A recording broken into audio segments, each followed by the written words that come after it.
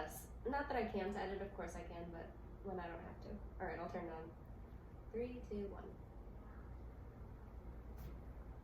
Hello, and welcome to Podcast and Curious with your host, me, Galina Ravina, and my guest today is Julia Austin. Hello. We are, as you can see if you're watching this on the video instead of the audio, we are on my balcony right now, so there might be some nature sounds in the background of this, but that's okay. If that is something that upsets you, then you might want to meditate on that. You shouldn't be sad by nature sounds. If you hear a helicopter and you get mad about that, that's a different story. Feel free to be mad at helicopters. They're really unnecessary. All right, now that I've set aside my little disclaimer about what the noise levels might be like in this episode, we'll get to our guest here. I'm really excited to have Julia on today. Julia, how are you? I'm good. This is soothing. People pay for meditation apps that make these noises. You're right, they do. Hopefully my neighbors don't start coming out and playing and chiming in, because that's definitely not on the meditation app. No, that's true. I think I posted about it on Instagram that when we were in Colorado, I realized what a city person I was when I heard just real birds chirping, and I finally was like, who's been playing bird noises all day? And it was birds. It wasn't someone playing. I was like, oh, I see. It's so weird when you have that realization, like, oh, I've been lacking nature. I went on a hike on Friday, and it was pretty far out. It was like in Ojai, so it took a little while to get out there. You went all the way to Ojai for a day thing? I did go all the way to Ojai for a day thing, because I had Friday off of work, because it was like Black Friday, and I would have rather worked. I prefer to not have to come up with things to do. Wait, Black Friday constitutes a work holiday these days? Apparently it did for me. I didn't want it to. I would have rather worked. But if it wasn't for that, I wouldn't have tried to have to figure out a way to fill the day, because in COVID it's so hard to do. You're like, oh, well, I can't really hang out with anyone, so what solitary thing can I do? So my friend and I went to Ojai, and we were hiking up there, and I remember walking through it and going, oh, it sounds like nighttime, because we were hearing all these crickets, and I just didn't know crickets were like a daytime thing. I'm only used to hearing these at my outdoor comedy shows right now at nighttime. Oh no. So and my dog is barking. Apologies for that. Mila. I don't know why I'm speaking to her as if she likes me at all. She does not like me at all. I'm like, I'll calm her down. She's like, bitch, you're the reason that I'm barking. No, she barks at nothing all the time. Pretty standard. Mila, please. I'm not that good at editing. Come here. Come out here. You got him. Please. You told him. They know. At some point, if it gets really bad with her, I'll just leash her and have her sit out here with us on her leash, and then she'll be quiet. Anywho. So, you are a comedian. Yes. And tell me about that. Well, are you only gonna have comedians on this, or are you gonna have all? I'm not. I'm gonna have all sorts of. Oh, okay. But I brought you here not just because you're a comedian, but because you're my friend and you have interesting viewpoints. And, Oh, but I just wanted to let people know, in case they want to find you after this, and that's a good avenue. Gotcha. Yeah. So I'm a comedian. I've done stand up for. I kind of would have had my 8-year anniversary recently, but obviously this last year has been kind of a wash because of COVID. And always done it out here, and that's how I know you. And used to do it twice a night, 7 nights a week, and now do it from my laptop in my bed with my dog on my lap. Comfortable but not ideal. Yeah. I also learned that you should wear pants to do Zoom stuff, because if you adjust a little bit, you don't always know what your camera's gonna catch. I gave people a nice eye full of panties the other day. Did you really? Granny panties. Did you get busted? How did you know? No, I think everyone just politely. It was just for a second where I was just adjusting, and I saw it, and then I immediately squatted back down, and I'm I know everyone saw that, but moving on. You know what I mean? No one pointed it out. Nah, what are they gonna say? All right. So I'm new at this. This is episode 3. And what I'm doing with this podcast is just having people on to talk about something that they're really passionate about and know a lot about, and just things that you're thinking about at the moment. And I know when we've met before, we've had these really incredible conversations. That time we were at the park, we were talking about how crazy everything is politically right now, which I know everybody feels on a day to day, and it really is just like unlike any other time in our lifetime, it feels like, as far as division. So I know we're gonna get into that today. I don't know how to transition into it smoothly, so I figured I would just bring it right up. But like, tell me about your experience. Yeah, well, I feel like it's super unpopular today to even be willing to listen to the other side, or even I read somewhere recently someone was saying the most dangerous group, the most threatening group to democracy isn't Republicans but moderates. And Really? I almost sent like shivers down my spine, if that's like a sensibility that's picking up steam. Mm-hmm. Because moderate is also another word for reasonable. So it's really a shame that we even need to have a word for it. Yeah. But I also think like,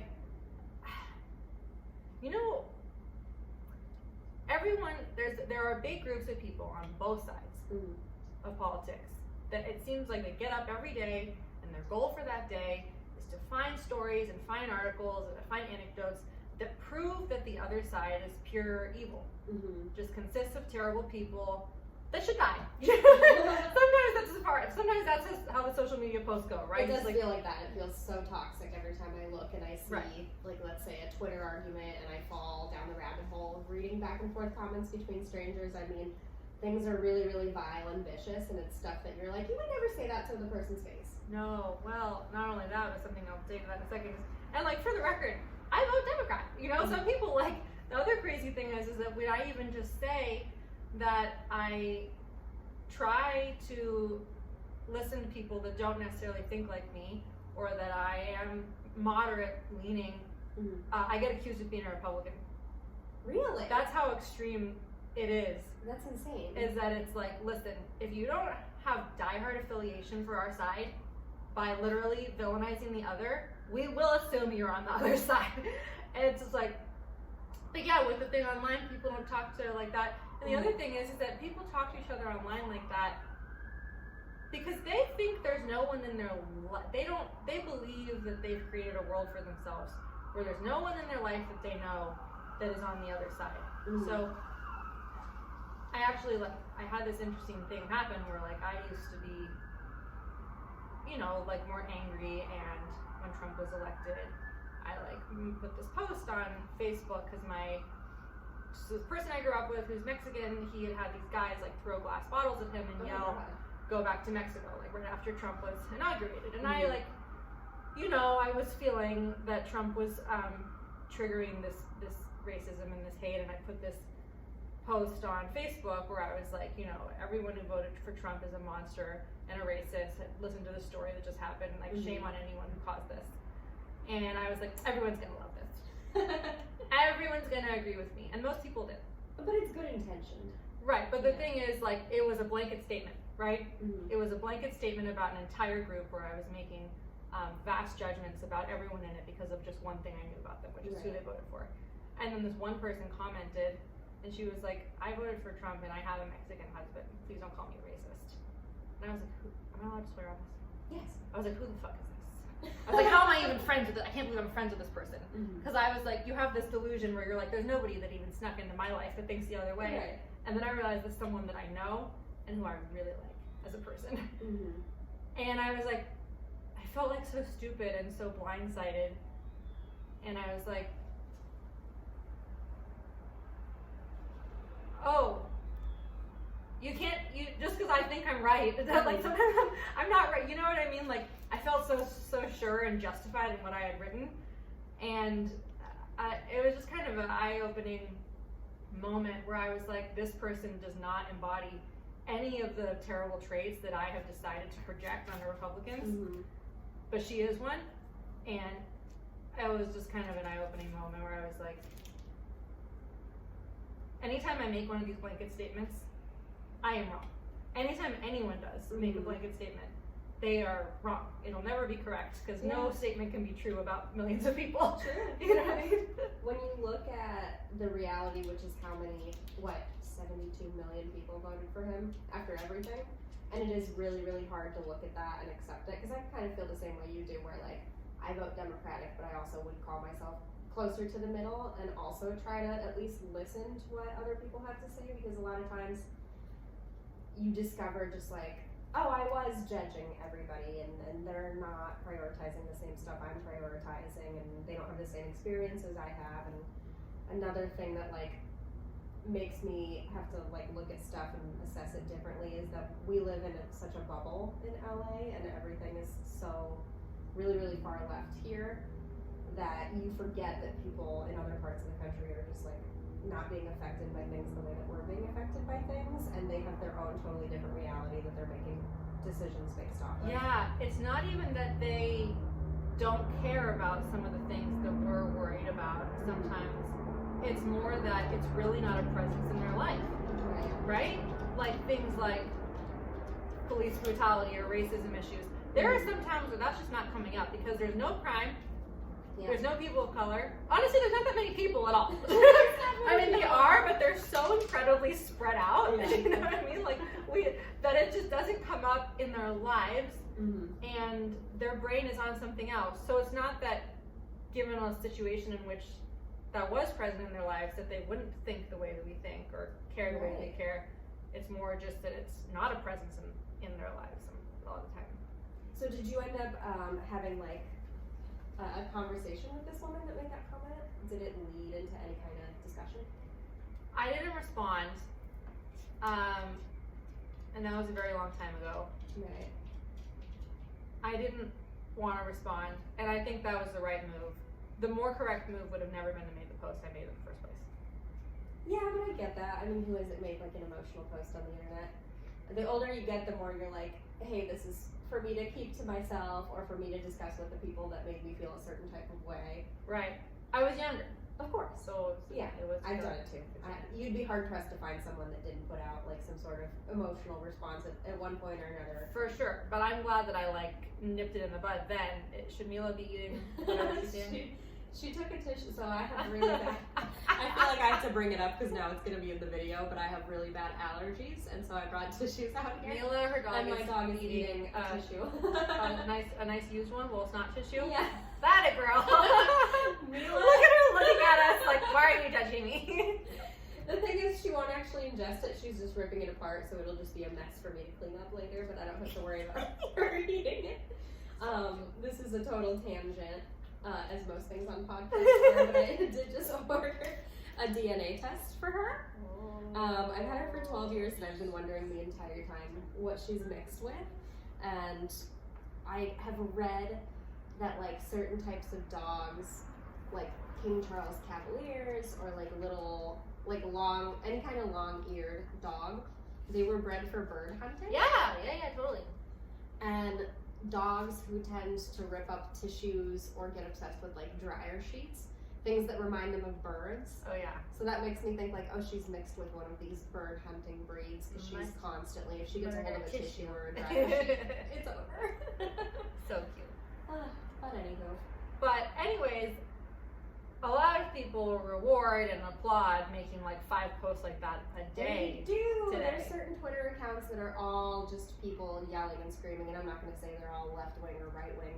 There's some of both, but certain accounts it feels like are just only out to scream and shout about politics and to demonize people. Well, and here's the thing. I saw this thing, I don't know, like a little quote or something, and I loved it. And it said, the more certain you are about something, better chance you're wrong.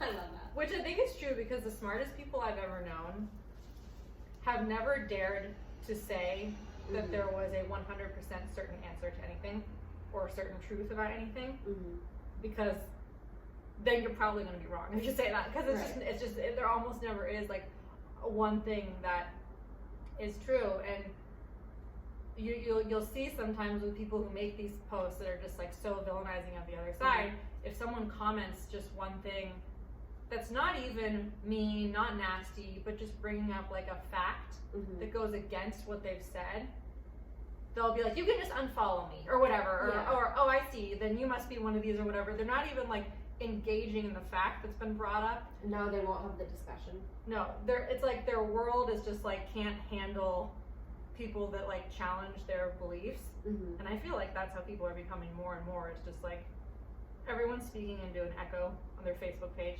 It's all They people really that are. think just like them. Yeah.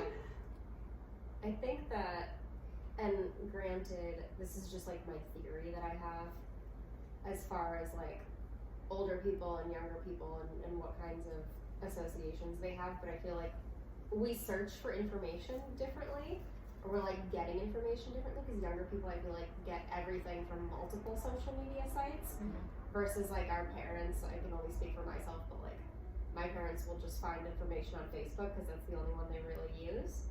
And I'm like, oh, you're just only getting information on Facebook? That's not good. You should probably expand your searches a little more. Well, it's like also bad that any of us are only getting it from social media, but also the news is no damn help. The news is not help at all.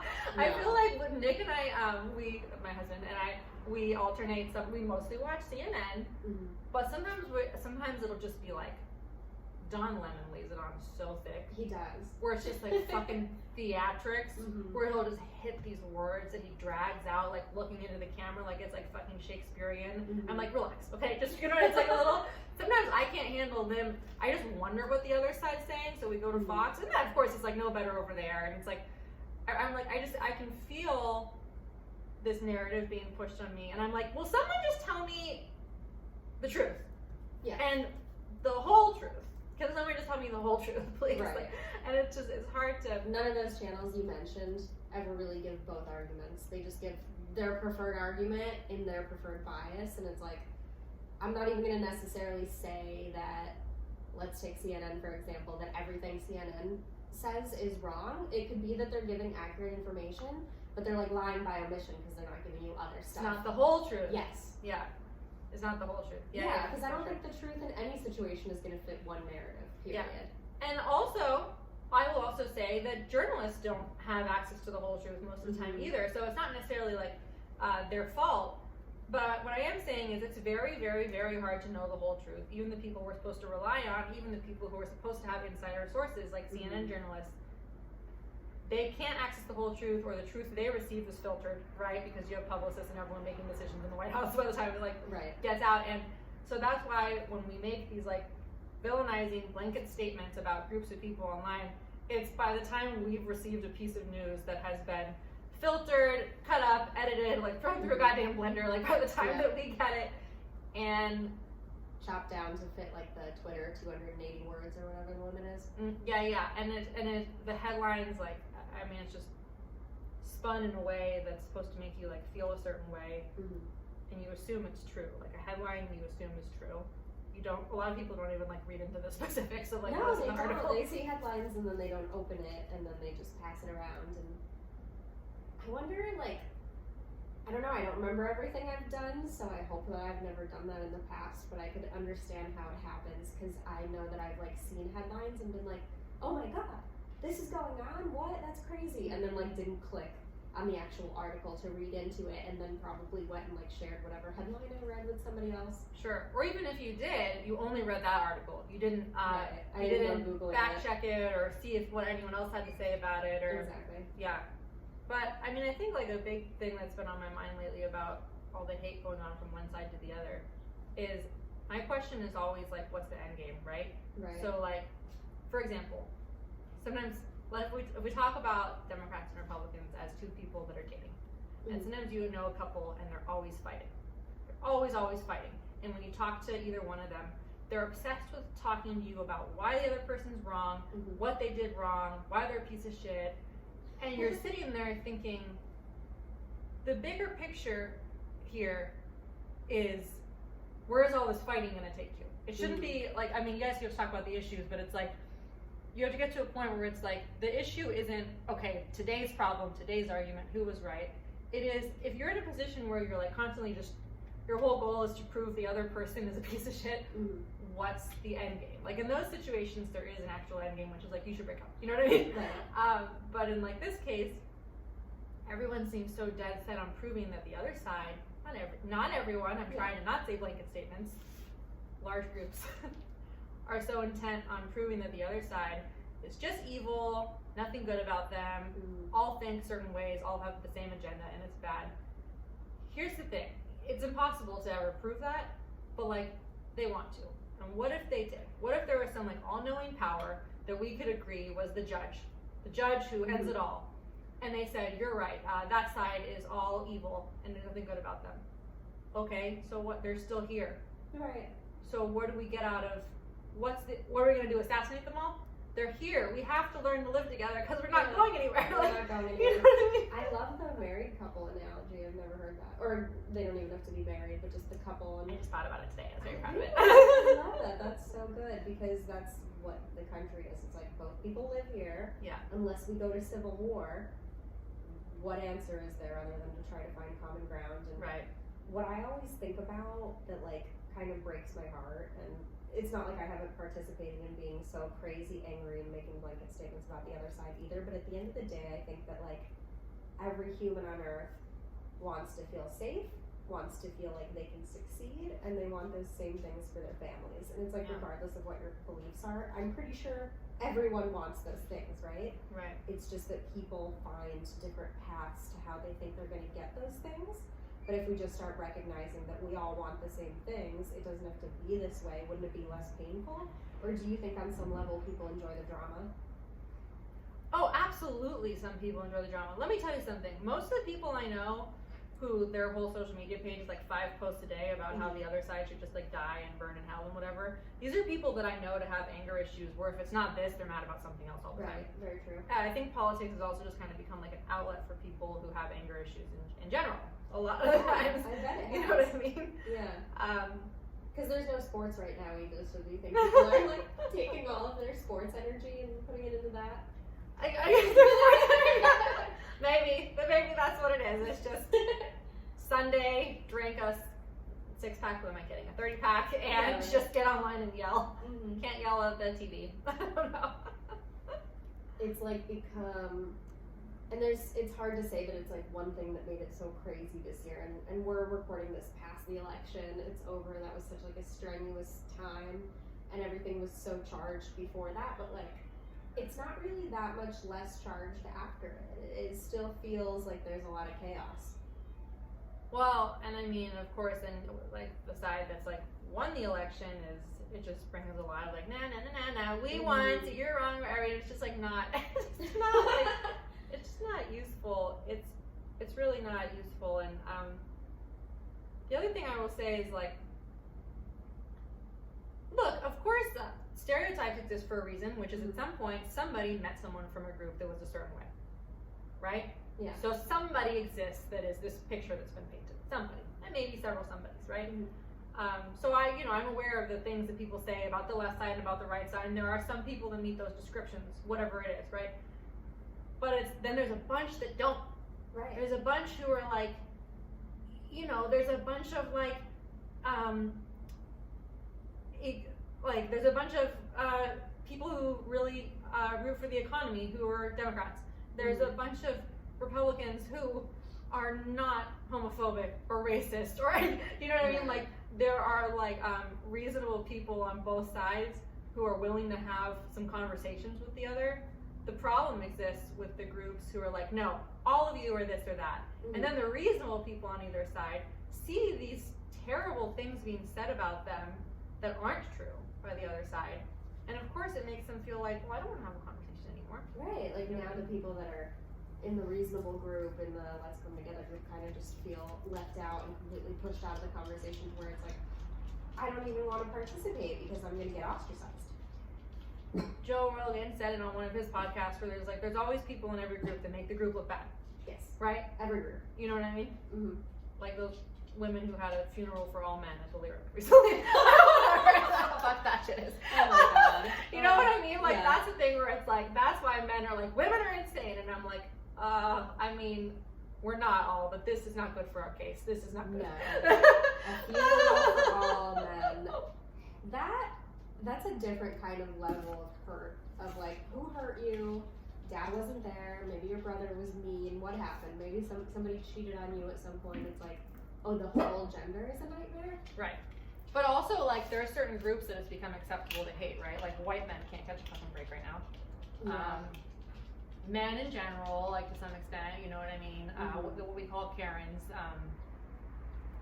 It's this is my husband's term, but he has said the whole trend is just you can hate, you just have to hate in the right direction. Yeah, honestly. But who's that helping? It's not helping. It's not helping anyone, and it's like, and it's so not helping anyone, including like marginalized groups that are hateful of groups that have generally been privileged and generally had things easier for them.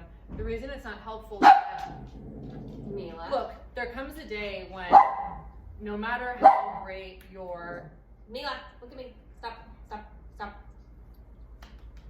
Look at me. You guys stop barking. Hey.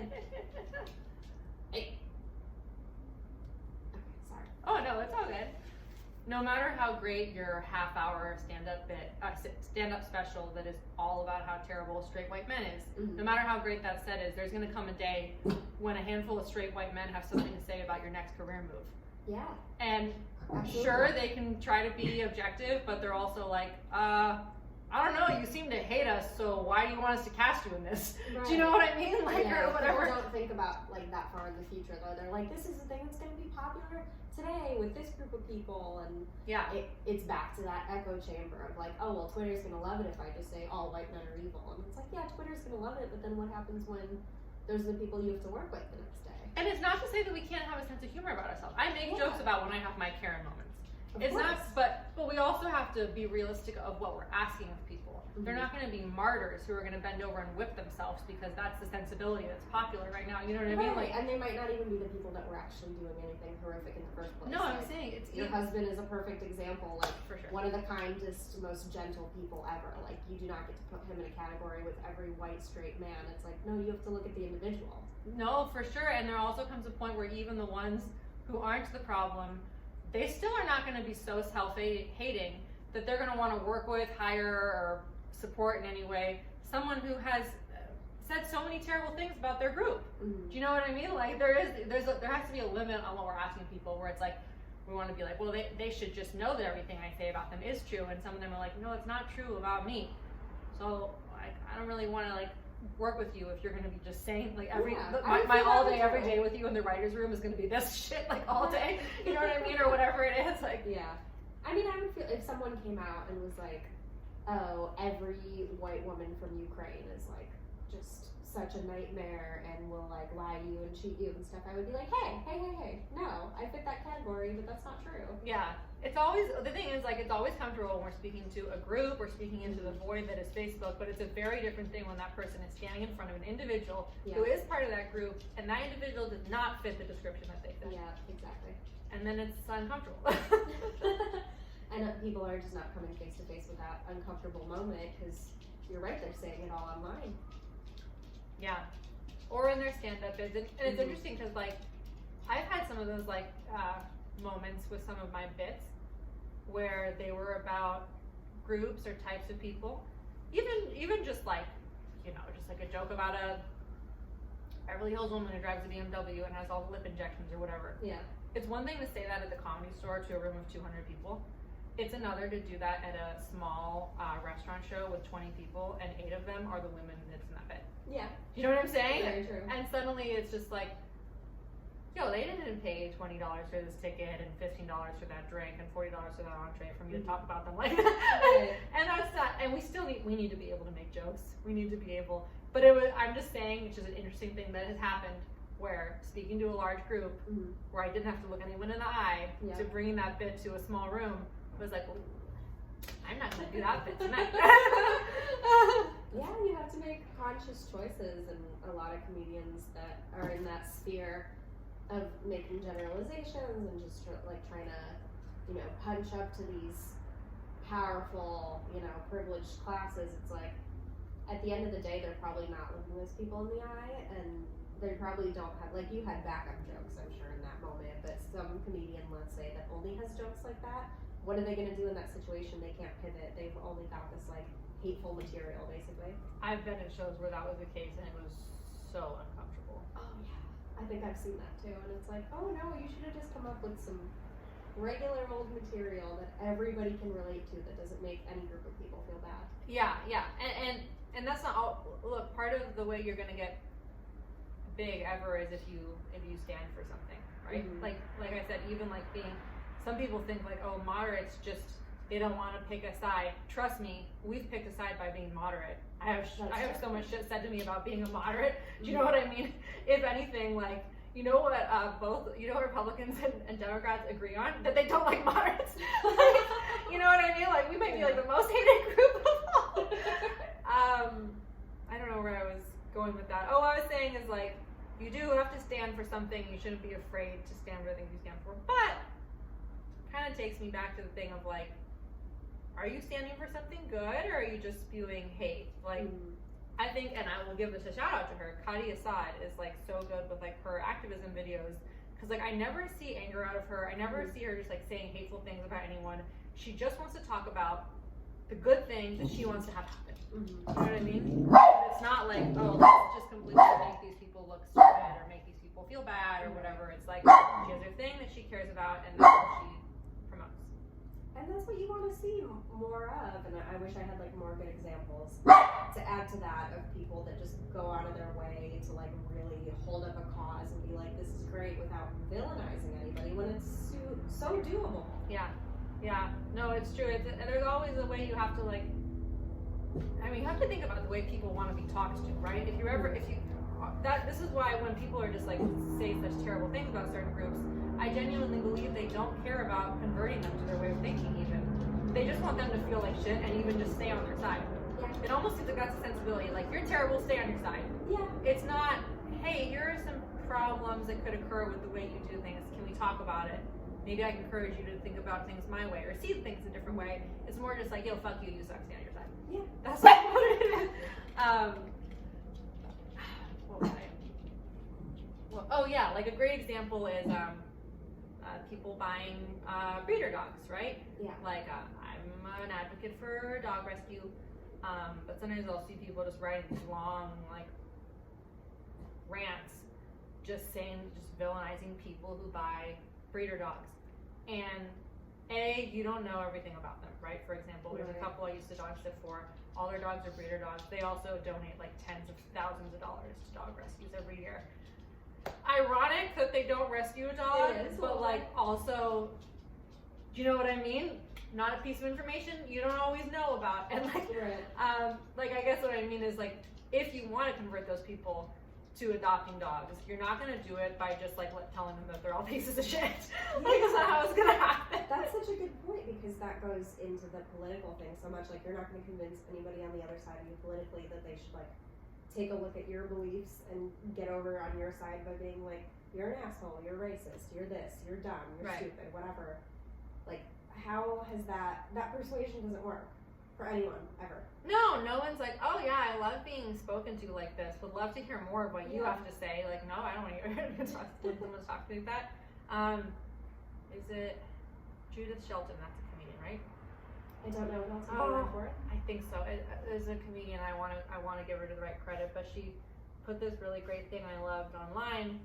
And at first, it sounds like it's like, oh, she's being sarcastic, but she's not. And it's like this whole list of things where she's like, hey, to all the people who advocate for dog rescues but eat animal meat, like, thank you.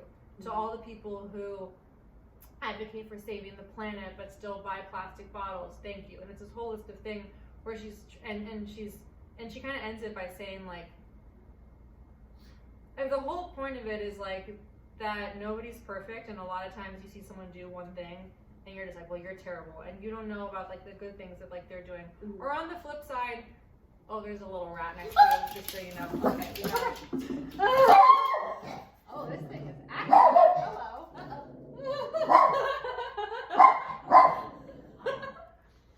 I wish I could say that's the first time that's happened. I was thinking you're gonna freak out too badly because usually when there's one mouse or rat, there has been others. There has. It started with Mila. It's okay. It's a very animal-heavy episode. Animal-heavy episode in the house. Mila, you have to stop for. Come here, baby.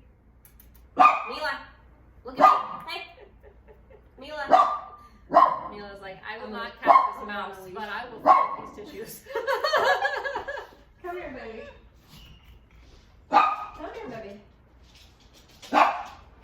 This is the way. This is the way. Come here. This is how I'm gonna get cooperation. Come here. Okay. I will edit that all out. Actually, I might leave part of that in. The mouse thing? The mouse biggest thing. scared my mouse. Oh god, it's because the house next door was like abandoned for the longest time ever. Ow. And now I have to blow my nose, of course. Just keep an eye out for these little mice. Mila. Okay. As I was saying, the house next door was all overgrown and abandoned. I don't even know for how many years, like a minimum of 6 years. The whole time I lived here, there was nobody over there. And it like, there was just trees, so many trees and bushes to the point where you couldn't see the property. And they moved in over the summer, whoever like owned the property, and they cleared out all the brush. And there must have been so many mice living in there that now have just like been set free and are everywhere. So it only just started happening a couple months ago. Oh boy. Anywho. The point of the thing that she had posted was sometimes people, like, for example, who are advocating for dog rescue, vegans will be like, you don't care about animals, you eat, right? Yeah, Or which people is who- so unfair. Right, or people who are advocating for the environment, people are like, well, do you buy this stuff, or do you use this stuff, so you don't care about the environment. What good is that doing? They were trying to do a good thing. Right. Yes, maybe they're not doing all the good they can do. Nobody's perfect. Right. The people that critique them are absolutely doing their own stuff wrong too, Always. but they're never going to come out and be like, here's what I do wrong, A, B, C, D, E, F, G. Well, they just did a They're wrong just- thing there by Right. discouraging someone who was trying to do a good thing, right? Right. Now, the best you might have done is just make that person go, well, screw it. I guess I won't advocate for dog rescue since apparently I'm doing no good either way based on what they Yeah. just said. And now you just took away the good thing. Right. You know what I mean? You didn't turn them into a vegan by saying that. No. You just made them stop. You know what I mean? Like, And it's never people, like, again, nobody's perfect, so it's not like the people that are going around critiquing someone who advocates for animal rescue but, like, still eats meat. The vegan, I'm sure, does other things wrong. That they're not gonna, like, come out and point to themselves and be like, here's what I can do better. You never see those Right. posts from those people of, like, here's a list of what I can do better. It's always just an attack on somebody else. it's very rare that people who point out what others can do better are self-aware enough to know what they should be doing better. Yeah. And they never post about it. They're No. always so quick to post about what everybody else is doing wrong, but nobody's ever like, here's what I'm doing wrong. Yeah. Sorry. Yeah. Boy, it's a mess out there right now. It is a mess. Do you, like, have you had situations come up for you where you've, like, specifically gotten yelled at or ostracized for being moderate? Not me specifically, but I see what's out there. Yeah. So I have seen a lot of things on social media speaking badly of moderates where it's like I literally hilariously feel like I have to like come out as a moderate. I'm like, I hope you can all still accept me. I don't want to live in the closet anymore about this. Yeah. I don't blindly hate Republicans. I hope that my side can still accept. I don't even want to say my side. I hate that there has to be sides, but like, Right. you know what I mean? I'm just like, I don't blindly hate the other side. Like, do I still have a place on my side, or am I kicked out now? Like, It's crazy to feel nervous about making that statement, but I get it. I would be nervous to say it too. I try not to even get into it too much online so people don't like dig it up later and point it out and hold it against me. nobody likes when you like poke holes in their arguments, or when you just point Right. out that they're taking something too far. Nobody likes that. Like you just get like so just like eaten alive if you try to do that. You do, which is wild. It's like, what happened in just...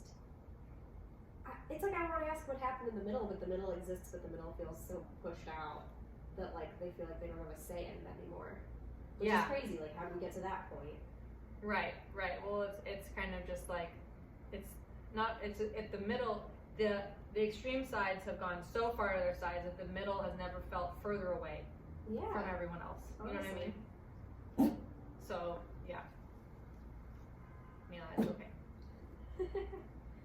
It's so nice that dogs don't believe in politics. They don't know any of this. They don't vote. They have their own strong opinions about everyone. People wearing hats, people on skateboards. These are evil people, aren't they? Yes. We'll make that statement. Everyone on a skateboard bothers my dog. I'll make that blanket statement. Anyone who doesn't squat down and speak in a baby voice to my dog instantly upon meeting her is a problem. Yeah, I agree with that. I'll put that out there. I'll hold that to my name. But that's the other thing is like, I'm trying to think of a good example, but there's been things where like I figured out that something was wrong after I like listened to more information. Oh, I know. So after the Breonna Taylor thing happened, so I listened to the New York Times podcast all the time, and they had done like a really good. Nick loves their podcast too. It's great. The Daily love them. You Shout out guys to can the talk. Daily. But they had like a couple episodes where they just like really in depth talked about what had happened there, and a lot of what I was seeing on the internet was like anger towards the cops saying that they were at the wrong house, and then what the New York Times story revealed was that they did mean to come to her place because they thought her ex-boyfriend would be there. So all of that, like myself included, assuming that, oh, all I see on Twitter is that they were at the wrong house, they were at the wrong house. So that's what I've been like getting mad about and screaming and yelling, and like just learning that they weren't at the right house, or that they were rather, and then continuing to see people online be like, they were at the wrong house. Now it's like, oh, I would like to correct you, but I'm not going to because I'm afraid of correcting you about this particular thing because it's so heated and it's so like sensitive. Yeah. Because of course death by pure negligence is very angering. Yeah. And which it basically still was. There was still negligence. It went on. Exactly. Right. I think what it comes down to is like, we have normalized withholding certain pieces of information from the public if it doesn't serve the narrative that we're pushing. Right. And we, for whatever the reason might be, it's a dangerous place to live in if we normalize withholding pieces of information from the public. It right? really is. Because one day it's not going to be a Breonna Taylor story. One day it's going to be everything. Mm-hmm. One day it'll be impossible to get the truth. Yeah. Because you start in these small ways where don't tell the public this, it doesn't serve the purpose of the narrative, or it's not useful, they don't need to know. And maybe to some extent, sometimes it's like, sure, maybe we didn't need to know, it doesn't change anything, but we can't start a world in which someone else decides when we need to know the whole truth, because like that's a really slippery slope. It really is. Having the dog on a leash for this is really funny. Oh. This is how you're gonna be a quiet girl, though, right? She's like, I have a lot of tissues I need to go murder. I have a lot to do, and you are really holding me back from my work. Do you, so do you ever, like, try to write jokes about politics? I tried to write a joke about feeling like I had to come out as a moderate in a similar way that, like, gay people come out. You know what I mean? It didn't land, but I also, like, only tried it twice, and I don't think I fleshed it out, per se, but I don't want to talk about politics like that much. I'm not a political comedian. The only thing I want to talk about is how fucking insane they've gotten at large. You know what I mean? Absolutely. That is something I'm like comfortable talking about. More specific things, I'm not, because once again, I'm smart enough to know that I don't know everything. You know what I mean? I love that because you never hear that. or you so rarely hear it, and you certainly don't hear it from the people that are the most vocal about it. The people that are the most vocal about politics are never like, here's what I don't know, but here's my opinion, blah, blah, blah. It's never all in the same sentence. Like, there's no disclaimer of, well, I don't know it all, but I'm going to give you my hot take. Right. And there's never the insert of, here's pieces of data we're still waiting on. It's like, this is what we know, and that is it. And this is the decision, and moving forward. Like, you know what I mean? Yeah, it's, I hope it gets easier. I want to believe that it's going to get easier after the Biden inauguration, but maybe people are like too far gone at this point, and it would be hard to ask people who've been like so passionate and so consumed with politics over the last 4 years, like they're just supposed to pull back now. Have they gotten so used to it that it's just like part of their identity now? Well, there's pride and there's ego. It's embarrassing to admit that you've been wrong. And by being wrong, I don't even mean like, oh, I was wrong about this fact or this story. Even just admitting, hey, I was wrong by being so hateful all these years. I was wrong in saying these things that were so mean and that were so stereotyping of certain groups. Most people have way too big of too much pride Mm-hmm. to say that, so they would rather just like charge forward on this like death path to nowhere, or just like Right. being just like seeing things more their way, looking for more information that confirms what they already think, because they would spin out of control if they started to open their eyes to another way of thinking. I think so too. Which is sad, because as someone that like tries to work on myself and go to therapy and try to like be introspective and be like, I was wrong about this, how did I think about this, like how can I change this thought process, I just sometimes feel like pretty isolated in that realm of like wanting to know when I was wrong so that I can work on it. And all these people that are so loud about like politics specifically, it's like, don't you want to know what you messed up on? Like, don't you want to feel lighter in your day to day by not having to like just get up with all this anger and spew it out all the time? You would think so, but it's not about finding the truth for them. It's about Yeah. promoting their version of the truth. It's never been about finding the truth. But it's funny you say that about like doing the personal work, because a lot of it is like, they say like global change happens like on an individual level, and this is like a whole way of dealing with life and relationships, is this thing of being open to the idea that you never know the other story, the whole story, you never completely Right. know where another person is coming from. When you think that way, it's not only good for like how you handle political conversations, it starts in your own life. Your relationships become easier, your life becomes more peaceful, right? Like yeah. the relatives that you have that you can't stand, that you've always bumped heads with, when you take an approach of, I don't know them, and there are things about their childhood and their past that I don't understand that have made them become this way, and rather than me just constantly picking that same fight over and over again that winds up with us screaming, why don't I find a way that we get along when we get together and we have a nice time? And it's like everything about your life changes when you know, it's like it starts on a small scale, and it also builds into the way you like handle political conversations. Absolutely. And I like, I listen to like a lot of therapy podcasts too. And Love there's it. one called The Adult Chair that I'll shout out, by Michelle Chalfant, and she had like a couple episodes preemptively to the holidays being like, here's how you handle if you don't want to talk about politics at your holiday events with your family. And I'm like, okay, listening. And it's always really, really gentle but direct as far as setting a boundary. She's always like, you just come in and you go, I'm not interested in talking about politics. That's where I'm drawing the line. And if somebody brings it up, go, I'm sorry, I'm just not interested in talking about politics. And just like simple, to the point, you know, get out of it. And there's a way to get out of it without being mean about it. Mm-hmm. It's, you know, like the couple analogy is one thing. There's the family analogy is also another thing, because Yeah. like, in terms of like, you don't want to talk to your family about like certain topics so you can get along, because like, I know it's like cheesy to say, but also America, like, we're a family. Do you know what I mean? Like we have to continue to show up to whatever the version it is of the family reunion every year. We have to continue to walk these streets and travel this country and be amongst each other, and we have got to find a way to like get along. Absolutely. You know what I mean? You just like have to, and there's always going to be, ideally you get to a place where you can talk about certain things like peacefully and respectfully. And sometimes there are going to be things that you can't talk about with some individuals. Yeah, and I it's gonna think it's get okay to set a boundary with those people in like a respectful way. For sure. Yeah.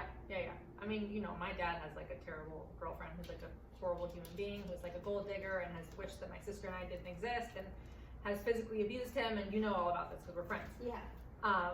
I don't talk to him about her anymore. They've been together for a long time. I have tried for years to convince him to end it with her. It only ended in him and I arguing, me becoming so angry and crying and not talking to him for weeks. Nothing changed. They're not breaking up. It doesn't help your relationship with him. It doesn't help our relationship. All I was doing was creating distance between me and him. And eventually I just said, I don't want to talk about our relationship anymore. And that was also me creating a boundary the other way. Yeah. Whereas I don't want to hear about her either. I don't want to hear about the fights and the toxic shit that goes on. I don't want to talk about it. And then we've had a nice relationship since then. It's just been nice. You know what I mean? You just the boundary. Yeah. So we should start, I want to start setting boundaries for people not to come at me politically. Yeah. I feel like those are some boundaries that They're tougher to set because you have to set them like each time with new people. Well, and also, yeah, I mean, it's like, I wish I could set that boundary for like the world and everyone, not only how they talk to me, but like how they talk to each other and like Yeah. the other political party. I know it'd be nice to step in and be like, hey, you're being inappropriate to these people. I know this has nothing to do with me, but Right. stop being mean for no reason. If there it's was- not helping anybody. If there was some like process you had to go through before deciding to post something, like, is this useful? Yeah. Is this constructive? What good does this do? You know? Like, so many posts would not go up if they Most truly of had them to would not go go through up. that process. Yeah, they really would. I had one interesting thing, like, I'm trying to remember what major political event had happened. Oh, it was the debates. So after the first debate, I had matched with some guy on a dating site, and he messaged me and he goes, so how was that debate? And I responded, well, it made my anxiety really crazy. It spiked my anxiety because that was truly how I felt. Like, it was, Trump was like talking over Biden the entire time. It was just a complete and total shit show. So I feel like that was an appropriate answer for me to be like, well, it made me really anxious. And he responded with, oh, so the last 7 months haven't? Like, that's not what What? I asked. What the hell? What? Yeah. What? He goes, so the last 7 months have been easy? What?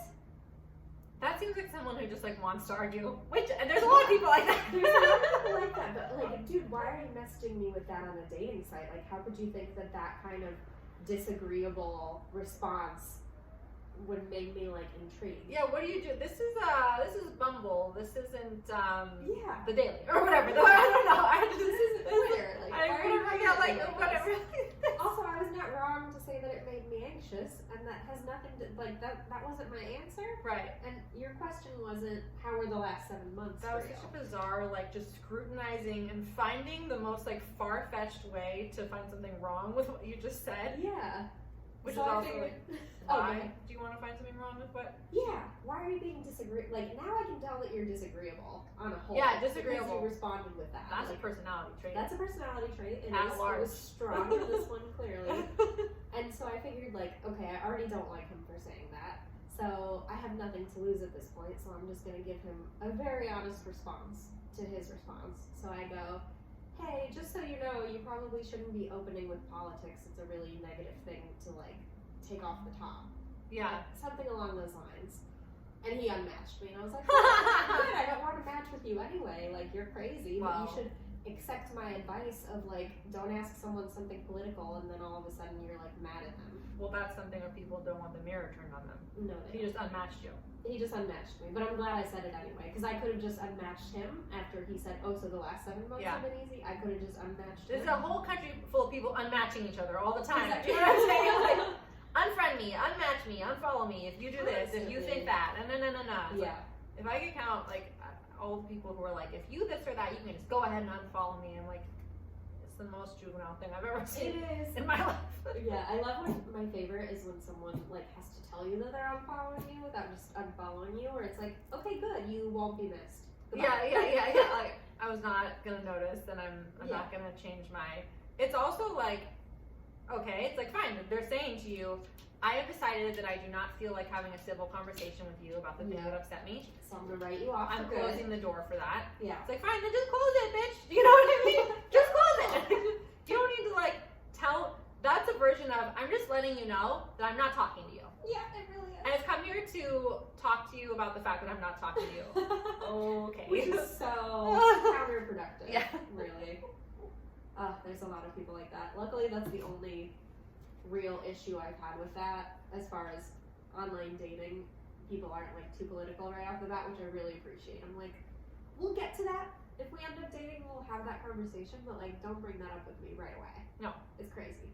I know. Well, it also, if they do, it kind of like is a indicator that that's like a really big part of their life that they probably want to talk about a lot, True. which is slightly exhausting. It is. Yeah, I don't want to talk about it that much. Even Nick and I, like, we'll talk politics, but we'll also reach a point where we're like, that'll do. You know what I mean? Like, can we have a nice, let's talk about the cute thing the dog just did now. Can we move on with the day? Yeah. Like, People need some distractions. Well, is there anything else you want to add? no, I think this is great. This was great. It was like we were respectful. I feel like we made some good points and drew some good conclusions. Well, you're already someone who I knew was very reasonable, so I knew that we'd have this conversation. I know, I knew you were reasonable, and we've talked about how weird it is being in that realm of being moderate and feeling like ostracized because of it. And I think we're both dreading that this mouse is gonna come back. This mouse is making threats. Let me tell you something. Yeah. It's terrorizing us. We gotta finish before the sun goes down so that its friends don't come back here with it. So where can people find you? I don't do Twitter, but I am on Instagram at Canines and Coupons, which I think is a cute handle, but also has caused a lot of confusion because nobody knows who I am when I comment on things. But if they search like Julia Austin, will they find you? Yeah. Perfect. That's all they need then. Yeah. Well, thank you so much for doing this. Thank you for having me. All right. This has been Podcasting Here.